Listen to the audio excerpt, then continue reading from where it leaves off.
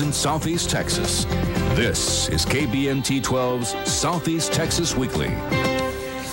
Hello again, I'm Kevin Steele, and thanks for joining us on Southeast Texas Weekly. Political talk time once again. As always, we are happy to be joined by Shane Howard of the Jefferson County Republican Party and Gilbert Adams with the Jefferson County Democratic Party. Great to see you two gentlemen both. Good to see you. Thanks so much for coming by. Good to be We got back. to see each other late Tuesday night. What event was that? Well, we had were the counting runoff. votes.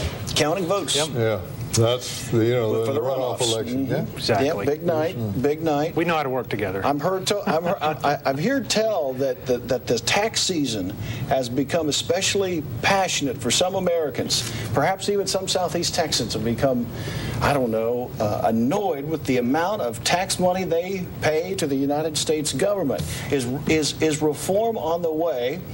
Is the VAT tax a good idea? We've heard some Republicans talk about a flat tax, a VAT tax, several different value-added systems. And what is the Obama administration doing to help us with taxes? Or is it, as critics have pointed up, an administration that's all too happy to tax and spend? Well, our president, and if you go to YouTube or if you go to whitehouse.gov, Okay. you can pull up that YouTube. The president's talking about taxes and all that his administration has done to reduce the taxes, the effective taxes on Americans. Which is what? What do you great. What do you think about that, There's all sorts of tax relief that has occurred, from everything from buying energy-saving windows to the taxes on buying a new car. The energy policies. I mean, it's cash just flow appliance. on and on of the reduction in Basically, taxes what for it Americans. is for all the behaviors that they would like us to have, there's tax incentives. It's kind of fascinating. That's how central planning works. The bottom line is this. Half of Americans, 47% of Americans, do not pay any income tax, and in fact, many profit from the income tax system. That's okay, perhaps, but the bottom line is that President Bush's tax cuts actually took more Americans off of the tax rolls than we've ever had. We've had fewer people paying taxes or even having a positive tax tax payment. In fact, more have received money from the tax system through filing their taxes, through credits, etc. What you're complaining about. It's you not said a complaint. Bush took people off tax I'm not roll. complaining, Gilbert. Let me finish. Well, okay. What my point is that what this president has done, there was an article, a column today that basically said, celebrate this year because this is going to be probably the least painful year that we have with taxes going forward. It is nobody's business whether I buy appliances that meet certain standards, whether I buy a certain type of vehicle. And the interesting thing is, Gilbert, is that all of these types of incentives, they're going to go away. The taxes that we're about to pay in order to just have health care on top of what we pay in premiums is going to kill us. The increased Medicare and Social Security taxes are going to kill us.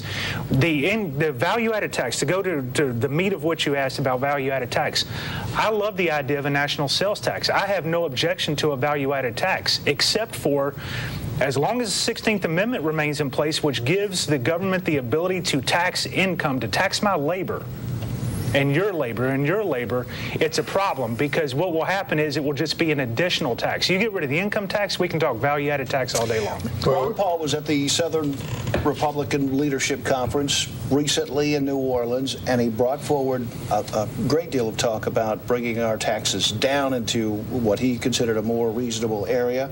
The Obama administration has done very little to accept any of those policies, at least from what we can see. Is Ron Paul a rising juggernaut in the Republican Party? Well, and the few people that were down there for that, I think they voted Ron Paul as one of the top contenders for. Is he a Republican? For president next time. So, and he's a libertarian. He's more of a libertarian than what you'd think of as a named Republican, although that's the party he runs under. But the one who has really done something about taxes is the present administration.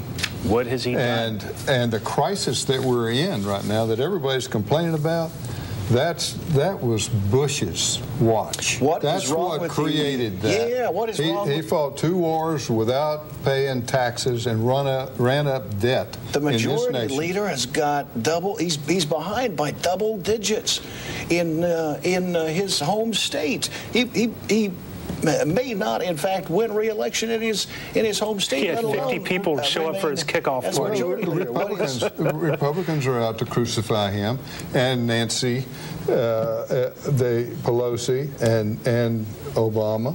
Sure, he is taking the brunt of a lot of millions and millions of dollars that are being used and burned on national television and elsewhere to criticize what he's done. Okay, how about look at this, the results. Kevin? What is happening? Progress is being made in this nation. Progress is being made. Here's what has happened. President Bush took 8 years to run up $455 million billion budget deficit, which was totally unacceptable, and I've been the first one to say it for years and will continue to do so. President Obama took 1 year to do 1.5 trillion. I'm sorry, I overstated. $1.2 trillion in a budget deficit in 1 year, 3 times what it took President Bush 8 years to do. It was unacceptable then. So you tell me. Howard may take responsibility. He may take responsibility. His party, he's taking responsibility to his party. Tell me how 300% increase is better. You can't. Are not taking responsibility. You can't do it, Gilbert. Give us an idea of how this is going to play out. He can't answer the main question. Mr. Howard, the Republican Party in power for 2 terms did very little on financial regulatory reform. Even this week, we've just now found the level of fraud that has been alleged against Goldman Sachs. Certainly. A level of fraud that could have brought down the entire financial system. Certainly. If systematic enough and could have been enough of a problem. Why weren't Republicans able to step in and over that tenure do something to make sure that those financial institutions wouldn't be too powerful and by failing could bring down the financial system at large? Absolutely. Number one, there were many Republicans that argued that they should fail, and especially Goldman Sachs. Goldman Sachs was the beneficiary of the first bailout of TARP last year, of the stimulus package this past year. Goldman Sachs has had favor throughout the government, and don't forget that we've actually had a Democrat Congress since January of 2007. But all those years, these are not understood. These are not regulatory issues. It wasn't a failure to regulate. It wasn't a failure of law. It was a failure of a centrally planned finance system led by people who believe that they need big finance in order to get their way. So, for example, the subprime housing market was primarily caused by government telling institutions to loan to people that could not otherwise pay back their debt. When those institutions went and hedged their bets, like any rational risk-taking institution would, and yes, they went way overboard, and they paid the price for it, except we came in and we bailed them out, and it's something both President Bush and President Obama, while he was a senator, these were Democrat ideas. These weren't Republican ideas. They weren't right-wing ideas. Is the administration, with this reform, is the administration going to be able to pull this together? The answer is no. It already is. Look what's happening across the nation right now. What is happening? The economy is improving.